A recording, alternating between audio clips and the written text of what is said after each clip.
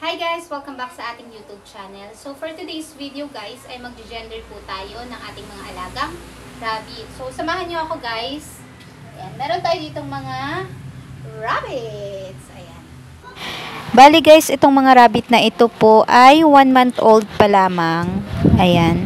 So bali ang naiiba dyan yung kulay black. So siya po ay nag-iisang anak. Hello.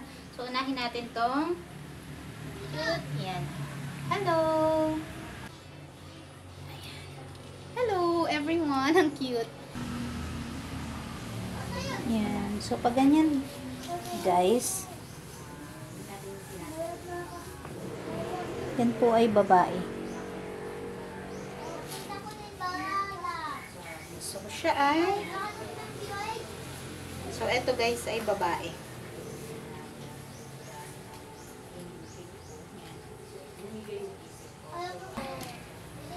Look, bilisan lang natin. Wait lang, kalma te.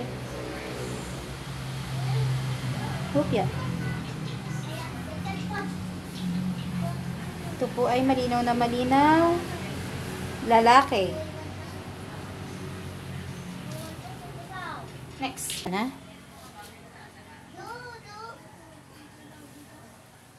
So another back.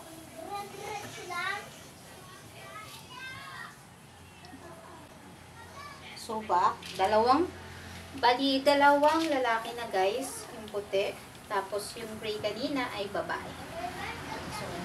So puti. So ito ay nag-iisang bata pa. Kopya, nakalabas kasi siya eh. Wait lang baby, parang muna si mami. So very hassle kasi mabalbon siya. Hinipan. So eto guys, babae. So siya ay babae guys. Kita niyo ba?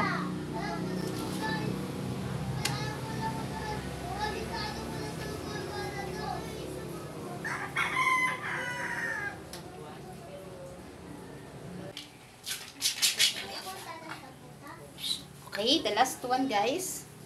Behave. Hello. Last.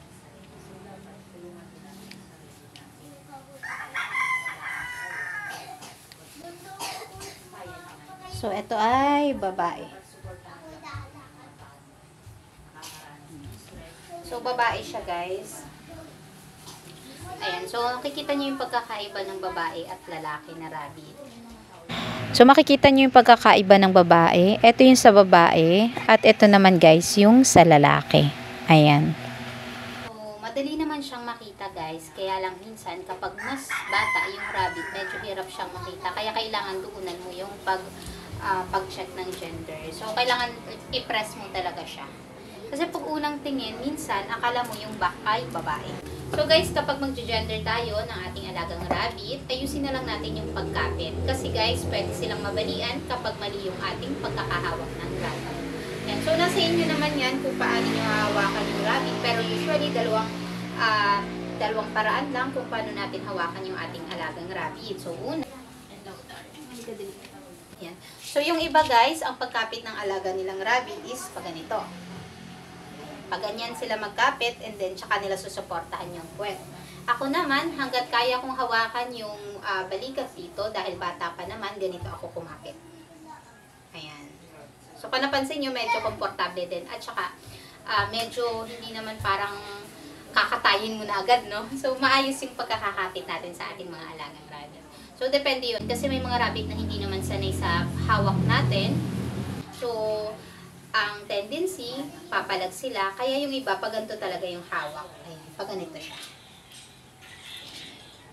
Ganito. Ganito kadalasan yung nakikita nyo sa iba. Sa ganitong paraan, may iwasan na masaktan tayo. Ayan. Kasi pumapadyak yung mga yan eh. Kung nakita nyo yung hawak ko kanina, ayan. So pag ganito, ayan, nakakasipa pa kasi yan.